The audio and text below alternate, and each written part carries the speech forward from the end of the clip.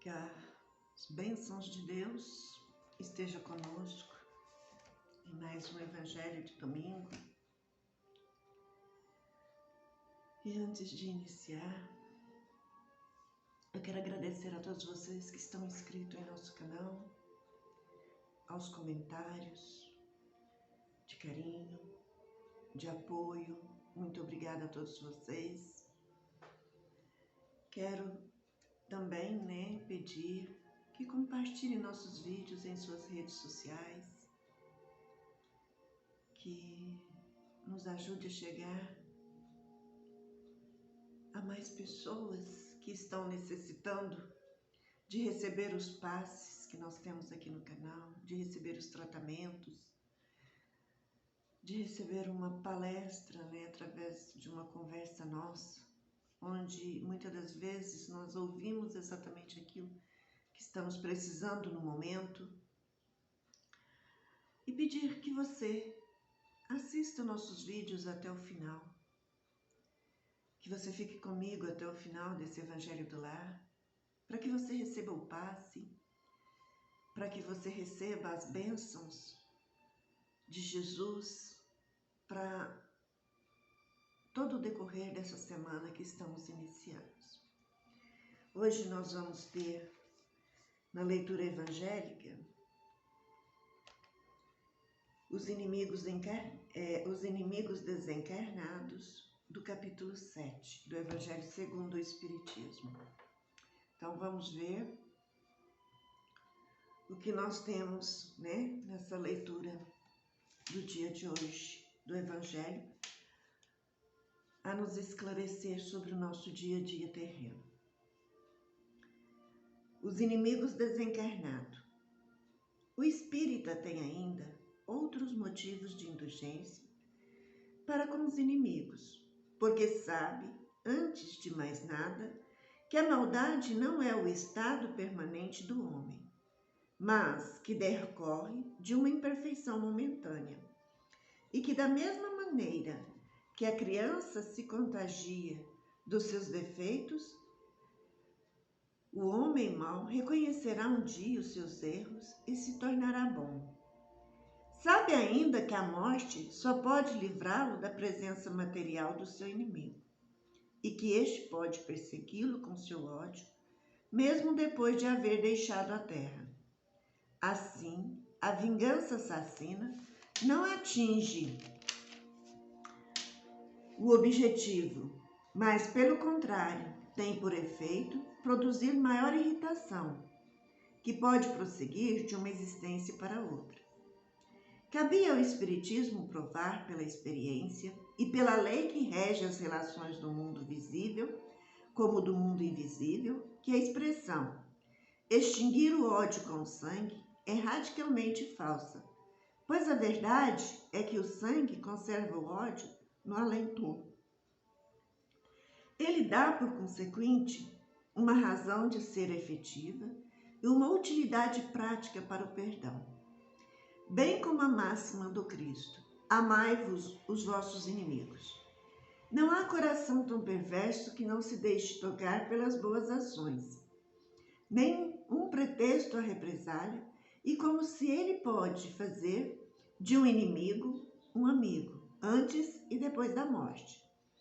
Com o mau procedimento, ele se irrita, e é então que serve de instrumento à justiça de Deus para punir aquele que não perdoou. Pode, pois, ter inimigos entre os encarnados e os desencarnados. Os inimigos do mundo invisível manifestam sua malevolência pelas obsessões e subjugações a que tantas pessoas estão expostas e representam uma variedade das provas. Essas provas, como as demais, contribuem para o desenvolvimento e deve ser aceita como resignação, como uma consequência da natureza inferior do globo terrestre. Se não existissem homens maus na Terra, não haveria espíritos maus ao redor dela. Se devêssemos, portanto, ter indulgência e benevolência para com os inimigos encarnados, igualmente a devemos ter para os que estão desencarnados. Antigamente, oferecia-se sacrifícios sangrentos para apaziguar os deuses infernais, que nada mais eram que os espíritos maus. Aos deuses infernais sucederam os demônios, que são a mesma coisa. O Espiritismo vem provar que esses demônios não são mais do que as almas dos homens perversos que ainda não se despojaram dos seus instintos materiais, que não se pode apaziguá-los senão pelo sacrifício dos maus sentimentos, ou seja, pela caridade, e que a caridade não tem apenas o efeito de impedi-los de fazer o bem, de impedi-los de fazer o mal, mas também de induzi-los ao caminho do bem e contribuir para a salvação. É assim que a máxima, amai os vossos inimigos, não fica circunscrita ao círculo estreito da terra e da vida presente, mas integra-se na grande lei da solidariedade e da fraternidade universal. Então, a leitura de hoje nos explica que só temos a ganhar quando nós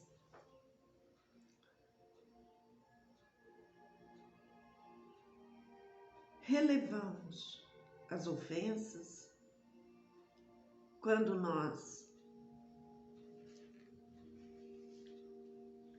deixamos que o ofensor se envergonhe diante da nossa atitude de serenidade, de não retribuição com a mesma ofensa ou com outras, e que a vingança não é um remédio que vai te libertar do ódio e do mal que alguém queira te fazer. Que quando o inimigo morre, quando alguém que não gosta da gente desencarna, não devemos ver nisso a libertação de um sentimento, porque nós espíritas sabemos que a vida continua após a morte, que ela não está restrita só no corpo de carne, mas que ela vai além do túmulo. E o homem que desencarna, ao contrário daquilo que muitas das vezes a gente pensa, porque às vezes, quando a pessoa está encarnada, a gente vê os erros da pessoa, né? Discorda dele, mas quando ele vem a desencarnar, todo mundo vira santo, vira bom. Ele era uma boa pessoa. Ah, porque coitado, ele era tão bom. E na verdade, às vezes a gente sabe que não era. Isso é o nosso sentimento de perda que nos incentiva a passar a acreditar que quando a pessoa desencarna, se torna santo. Não é verdade. Ele vai continuar sua vida no plano espiritual e ele vai continuar por um bom tempo guardando aqueles mesmos sentimentos de ódio, de vingança, de amor, né? Ele vai continuar sendo o mesmo. Ele não vai mudar só porque está no corpo de espírito. Nós sabemos que o que predomina, o que anima o corpo de carne é a nossa alma. E a nossa alma é o quê? O espírito, né? Quando desencarnado, é um espírito. Então, se no corpo de carne a pessoa não é aquela candura, né? Aquela doçura de pessoa, quando ela desencarna, ela não vai ser. É igual quando vocês, muitas das pessoas, quando desencarna alguém, logo depois já estão pedindo, fazendo promessa para elas, pedindo ajuda, pedindo socorro. Isso é um erro. Não se pode fazer isso. Pode-se pedir ajuda de espíritos, amigos e familiares? Pode. Está lá no Livro dos Espíritos que pode. Mas nós temos que saber se ele está em condição de nos ajudar, né? Então, antes de termos a certeza que ele realmente está bem, que já tem conhecimento da vida na pátria de espírito, devemos apenas oferecer preces de sabedoria, de luz, de esclarecimento para ele. E o mesmo ocorre quando desencarna o inimigo nosso. Não devemos sentir o alívio de saber que aquela pessoa desencarnou. Sabe por quê? Porque se ele não gostava de você enquanto estava no corpo de carne, ele vai continuar não gostando de você. E se ele tentava te prejudicar no corpo de carne, ele vai continuar tentando prejudicar você no corpo de espírito. A doutrina espírita nos ensina, nos esclarece, nos dá provas irrecusáveis de que o espírito é imortal. E sendo o espírito imortal, somente através de várias reencarnações, ele vai tendo compreensão. E quando um inimigo desencarna, você tem de tomar por si mais cuidado, porque em corpo de carne você podia evitá-lo. Se ele estava de um lado da calçada, sabendo que ele te deseja mal, você iria procurar não passar por ele. Você não iria bater na porta da casa dele. Mas ele estando em um corpo de espírito, nós sabemos que só será visto por aquele que é dotado da vidência. E assim mesmo, se ele quiser, se ele permitir que seja visto. Então, quando o inimigo desencarna, façamos imediatamente uma prece por ele. E não deixemos de esquecido, não. Sempre que lembrarmos dele, lembremos com perdão, com sentimento de incentivo a ser perdoado, a de terminar aquele sentimento negativo que ele nutria por você.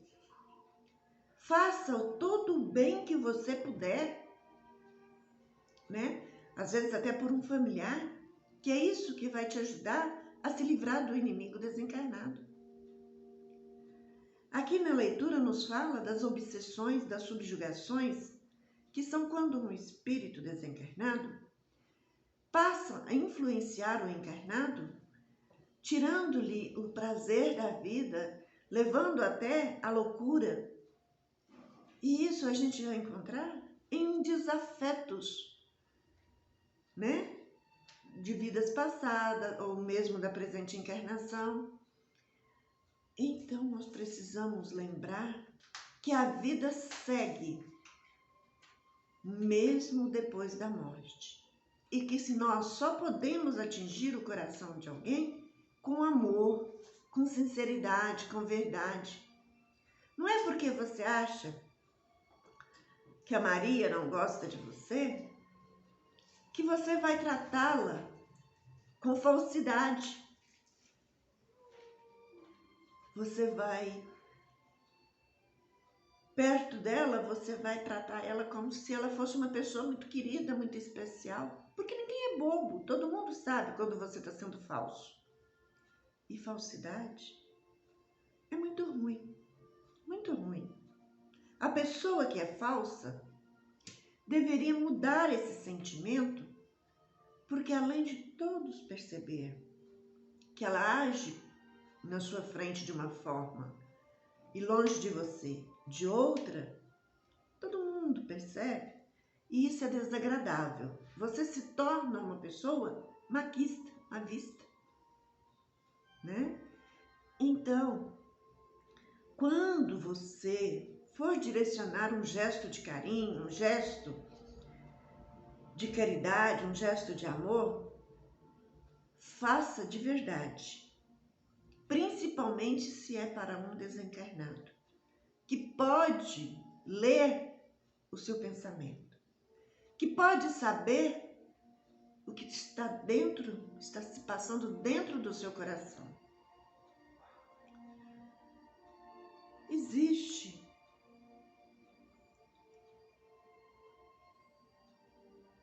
aquele sentimento que é capaz de mudar corações, de fazer a diferença, quando ele é exercido com veracidade. Você pode mudar o sentimento de uma pessoa com suas ações e suas atitudes. Há pouco tempo eu presenciei uma cena em que uma determinada pessoa, conversando com a outra, disse que o assassino do teu irmão tinha suicidado.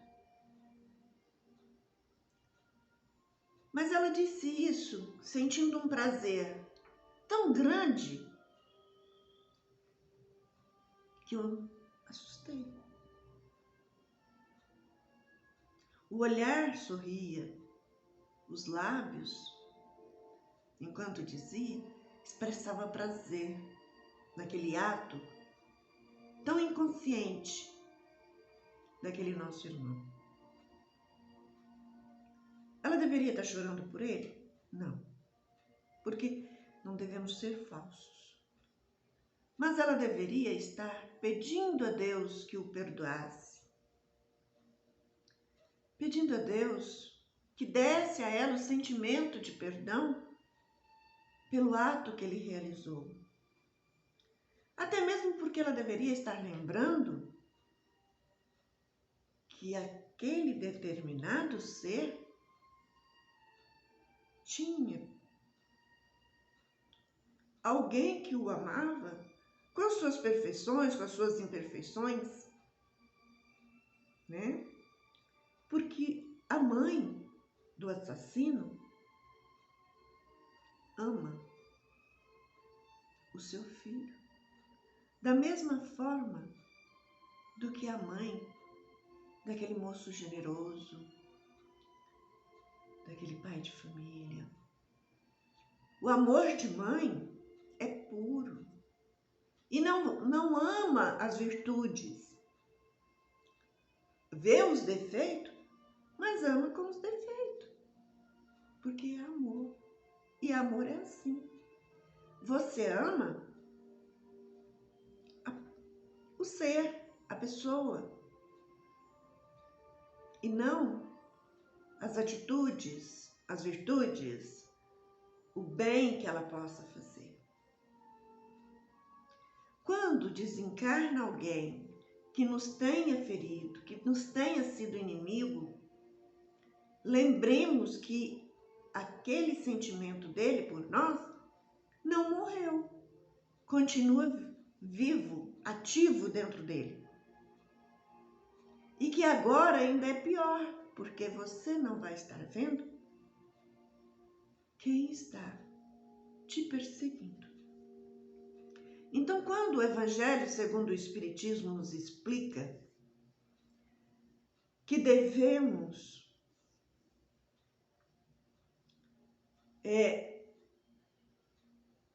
não deixar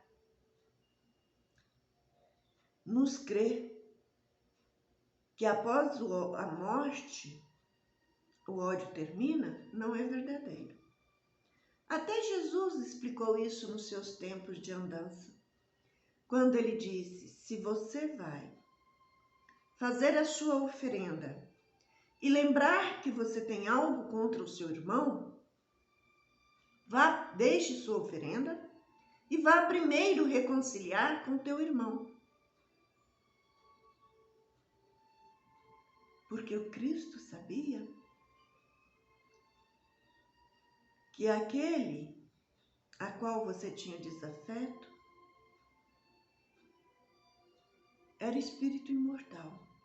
E quanto mais depressa você resolvesse aquela pendenga, aquele desafeto, mais rápido seria a sua evolução para Deus. quando ele disse que o sacrifício mais agradável a Deus é amar o próximo como a nós mesmos, ele também nos ensina e nos incentiva a não cultivar malquerência, a não cultivar sentimentos indignos em nossos corações e estimular no coração do outro. Para todos aqueles que têm o conhecimento do Evangelho, que sabe das verdades de Deus, é muito, muito necessário seguir esses ensinamentos de Jesus. Agora vamos receber o nosso passe. Pegue sua aguinha, põe aí. Vamos fazer um Pai Nosso, enquanto agradecemos a Deus pela semana que se findou. E depois fechemos nossos olhos para receber o passe e pedimos a bênção de Deus para essa semana que estamos iniciando, pedindo que Ele nos permita sabedoria, discernimento, amparo, saúde, trabalho, permitindo que Jesus seja nosso companheiro de cada segundo. Pai nosso, que estais no céu, santificado seja o vosso nome, venha a nós o vosso reino, seja feita a tua vontade, assim na terra como é no céu. O pão nosso de cada dia dá-nos hoje, Senhor, o perdão de nossas ofensas, ensinando-nos a perdoar a quem nos tem ofendido, e não nos deixe cair em tentação, mas livra-nos de todo mal e do mal que assim seja. Senhor, nós te agradecemos pela semana que findou, por cada ensinamento que recebemos durante a vivência dessa semana que findou. Agradecemos o teu amparo e o amparo de Jesus. E nesse momento em que os benfeitores espirituais vêm trazendo o passe astral para nós entregamos em tuas mãos a semana que estamos iniciando. Cada um dos nossos familiares, dos nossos amigos e também dos nossos inimigos, para que Jesus possa impor a mão sobre eles e derramar sobre cada um as copiosas bênçãos.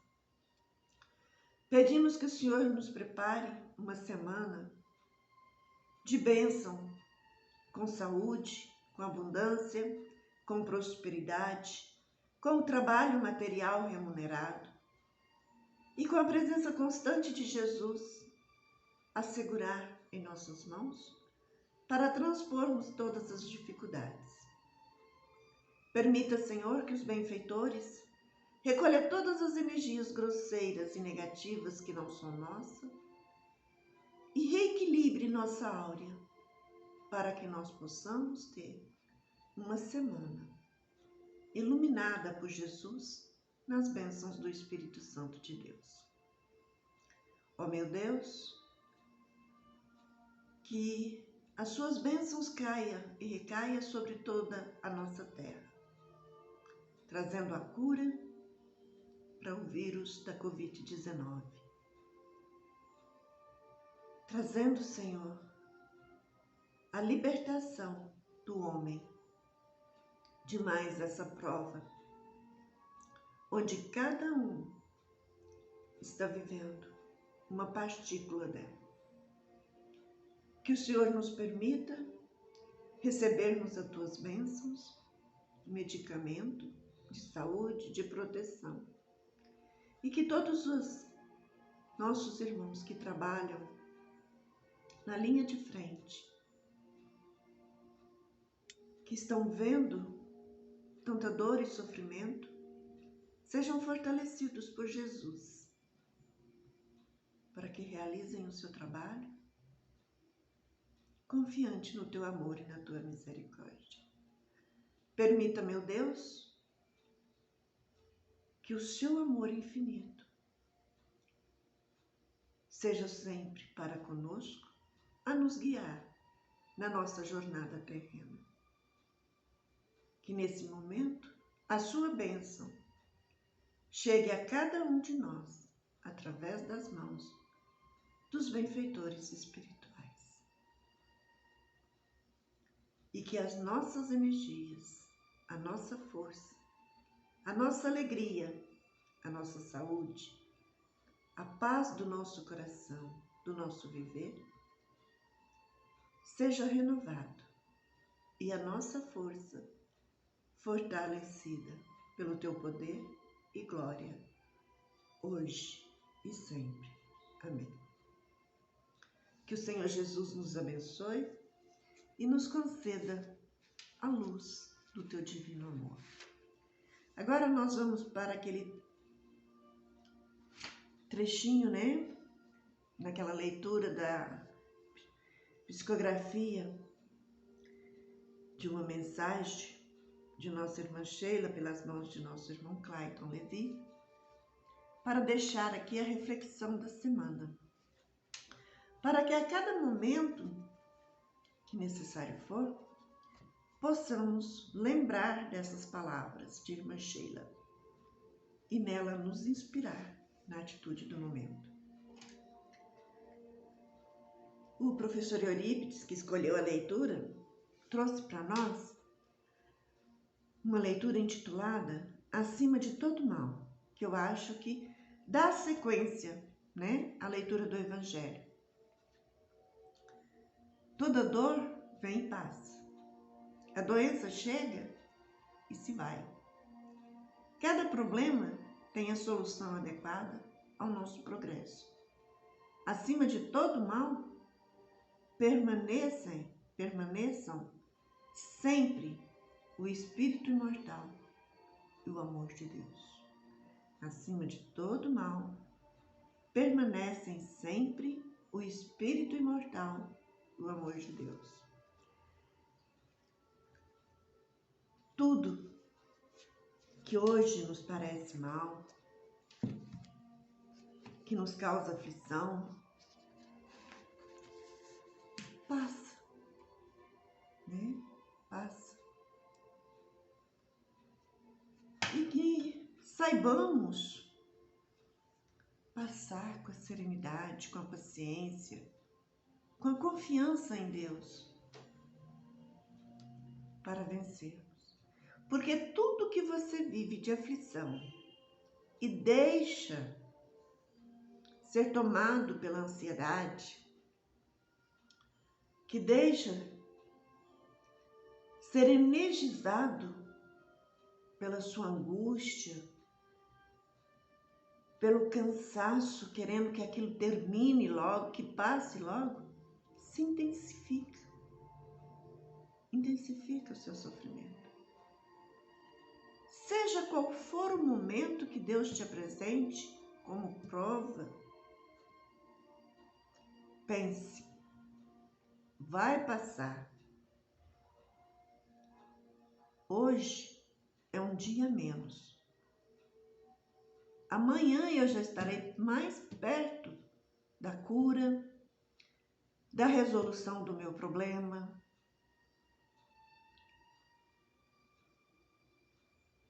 Amanhã já será um dia que eu estarei mais perto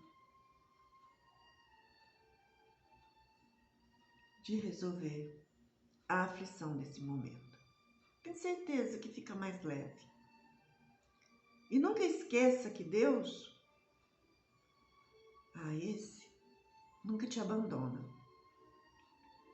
E em todos os momentos, Ele é por você.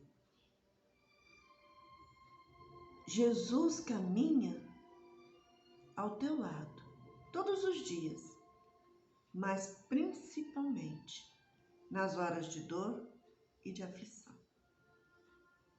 Que a semana de vocês sejam abençoada. Que Nossa Mãe Santíssima esteja à sua frente, resolvendo tudo aquilo que você não consegue resolver sozinho, abrindo as portas e os caminhos para você passar. Que esta semana a paz de Deus seja sua paz. E que ela esteja contigo no teu trabalho, na tua vida pessoal, na tua vida financeira, na tua vida profissional, na tua saúde, em todos os momentos. Fiquem todos com a paz de Deus e as bênçãos de Jesus.